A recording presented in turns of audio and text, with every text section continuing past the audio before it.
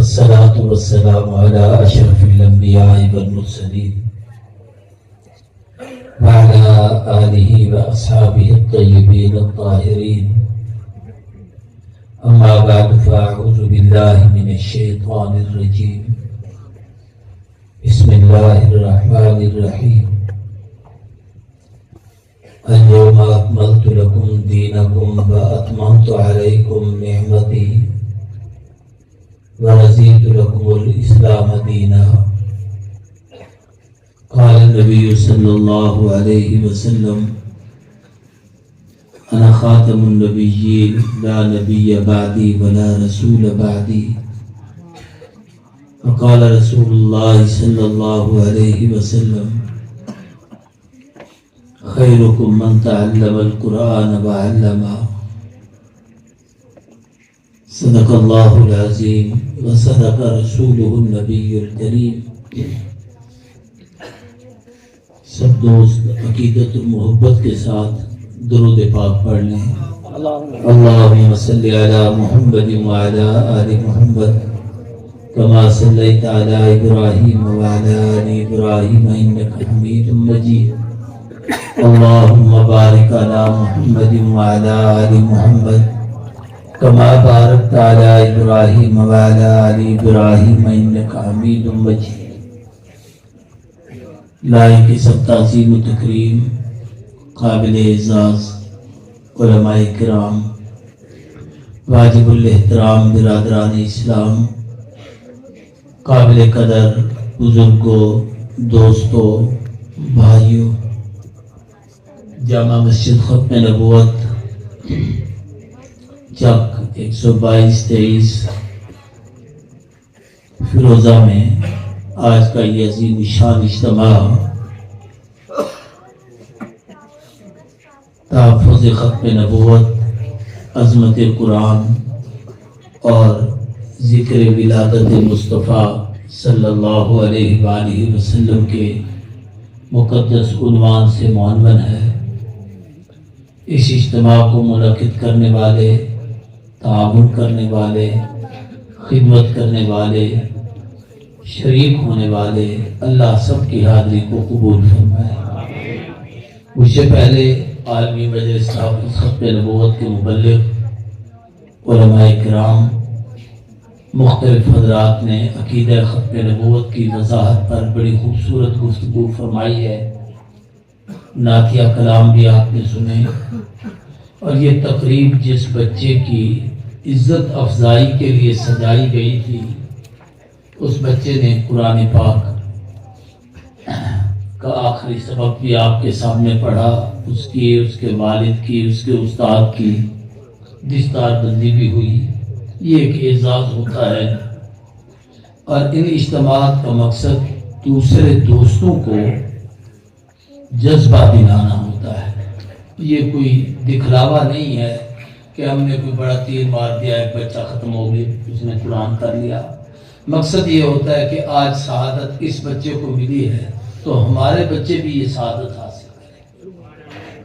اس لیے علماء بیٹھے ہیں، حدیث میں آتا ہے دو چیزوں میں رشک کرنا، اس کی آرزو کرنا، اس کی تمنا کرنا، بلکہ حدیث کا لفظ تو بڑا عجیب ہے کہ اس کا حسد کرنا، اس کی اجازت ہے، باقی کسی کام میں نہیں. ایک یہ کہ اللہ کسی کو دولت و مال دے اور وہ مال دین پر خرچ کرے. مجھے یاد ہے چھوٹی پرانی مسجد بھی، پھر یاد ہے کہ جب یہ نئی بن رہی تھی، پھر یاد ہے کہ جب اس کی تکمیل ہو رہی تھی. آج اس کا یہ خوبصورت منظر دیکھ کر یہ وہ نیکی اور دولت ہے جو دین پر خرچ ہوئی ہے، اس کی تمنا کرنا، اس پر رشک کرنا، اس پر دل میں یہ آرزو کرنا کہ اللہ جیسے ان کو دیا ہے مجھے بھی دے، میں بھی ایسا گھر بنا لوں، اس کی اسلام نے اجازت دی ہے. اور دوسرا فرمایا وہ آدمی کہ اللہ جس کو قرآن دے، اس کے سینے میں قرآن محفوظ ہو اور وہ قرآن پاک کی تلاوت کرتا ہو، قرآن پڑھتا ہو، قرآن پڑھاتا ہو، یہ اساتذہ بیٹھے ہیں مدرسوں میں قرآن پڑھانے والے، اس پر رشک کرنا چاہیے کہ جیسے اس کا بچہ حافظ ہے میرا بھی ہو، اس کا عالم ہے میرا بھی ہو، یہ قرآن پڑھتا ہے میں بھی پڑھوں، اس نے تلاوت کی ہے میں بھی کروں، دنیا کی ساری نعمتیں مل جائیں، حافظ پیٹرول پمپ کا مالک بن جائے آدمی، ہے نا؟ لیکن اس کے ساتھ یہ جو دین کی نعمت ہے کہ وہ قرآن کا حافظ بھی ہے اور عالم بھی ہے، اس نعمت کا مقابلہ دنیا میں کوئی چیز نہیں ہے۔ جیسے مولانا کہہ رہے تھے نا، کیونکہ علماء کی محفل، مولوی کوئی کروڑ پتی سرمایہ دار نہیں ہوتا، دنیا دار نہیں ہوتا، لیکن دین کی نسبت ہے جو اس کو عزت دے رہی ہوتی ہے۔ میں اپنے دوستوں کو کہتا ہوں، میرے والد مزدور تھے، مولوی نہیں تھے، کسی کی اونٹ ریڑی کرائے پہ چلاتے تھے، خود بھی اس کے مالک نہیں تھے۔ میں اس مزدور باپ کا بیٹا ہوں، اللہ نے دین دے دیا ہے، اس کے صدقے سے پوری دنیا میں اللہ نے عزت دی۔ میں اپنے رب کا جتنا شکر ادا کروں اتنا کم ہے۔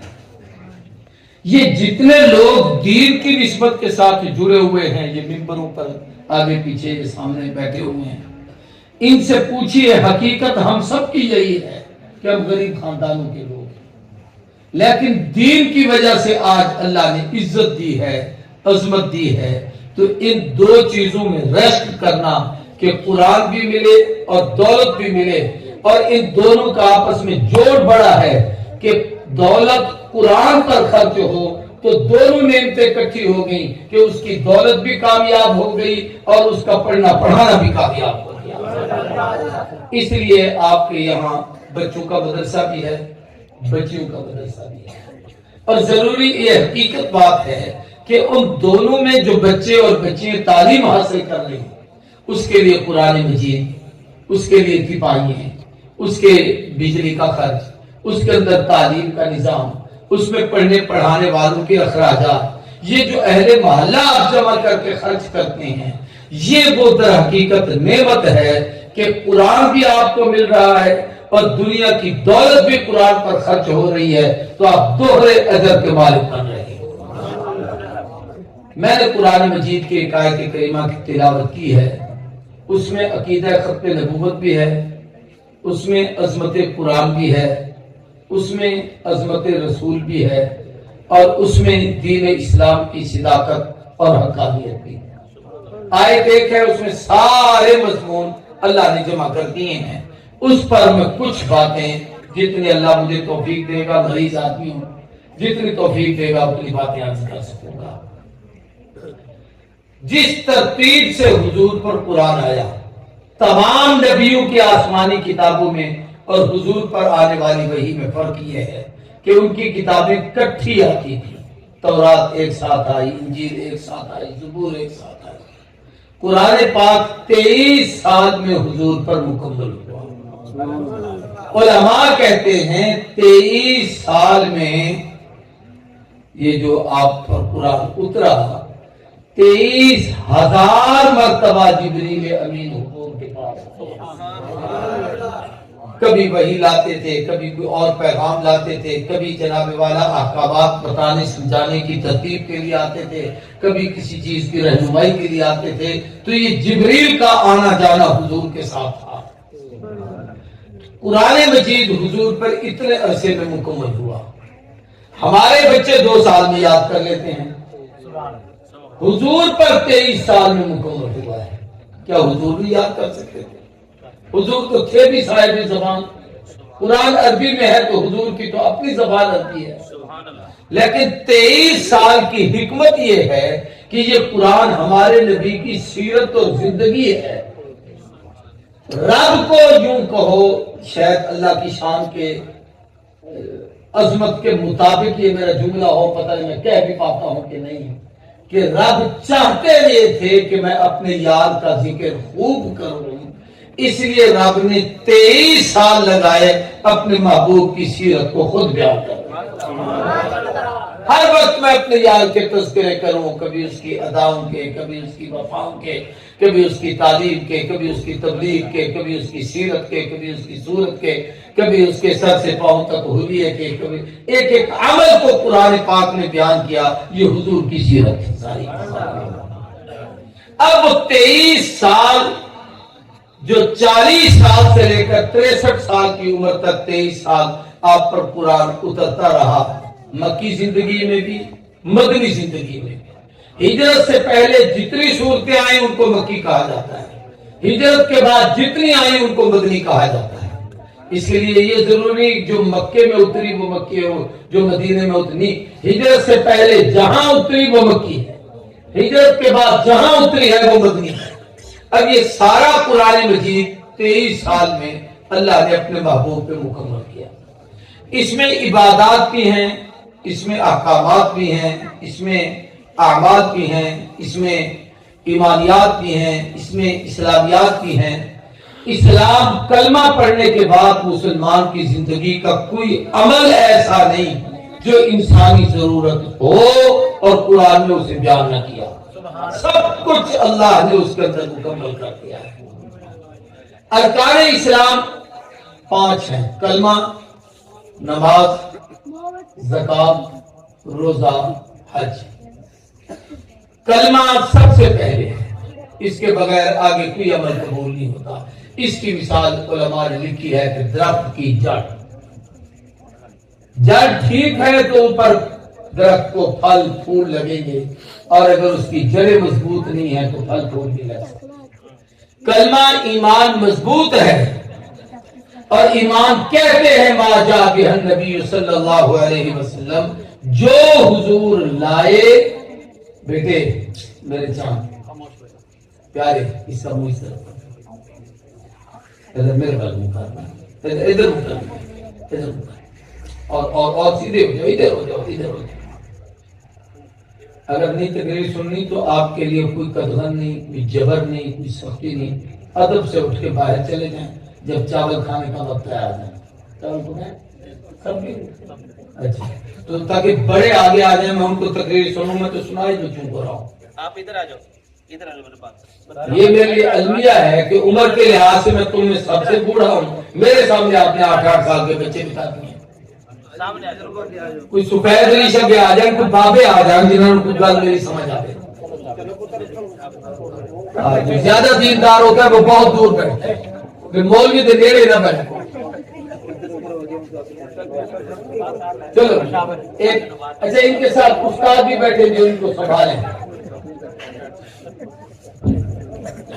اور آگے بڑے آگے ہو جائیں، آگے ہو جائیں، کچھ نہیں ہوتا بھائی. جس کے آگے جگہ خالی ہو اس کو پر کر لیں، تاکہ درمیان میں کوئی شیطان نہ آ جائے، تاکہ وہ پھر آپ کو باتیں کروائے گا، ادھر ادھر بہکائے گا.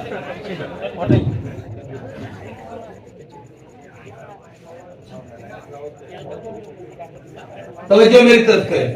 سبحان اللہ.